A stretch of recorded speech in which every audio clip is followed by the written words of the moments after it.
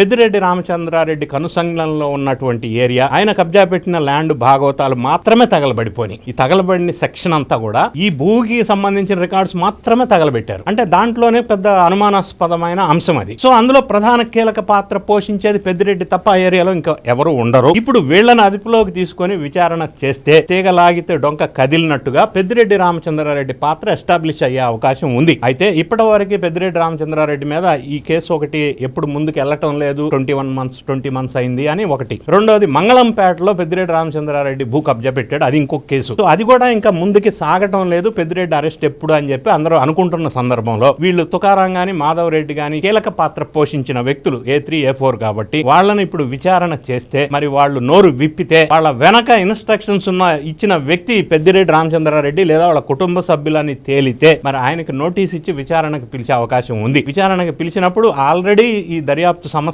దగ్గర technical data, documentary evidences అన్ని collect చేశారు. ఈ వాట్సాప్ మెసేజెస్ గానీ, ఫోన్ కాల్స్ గానీ, ఎవరికి ఎన్ని గంటలకు ఫోన్ కాల్స్ చేశారు, ఇవన్నీ కూడా ఎస్టాబ్లిష్ ఉన్నాయి. కాబట్టి మరి పెద్దిరెడ్డి రామచంద్రారెడ్డికి ఈ కేసులో నుంచి తప్పించుకోవటం కష్టం.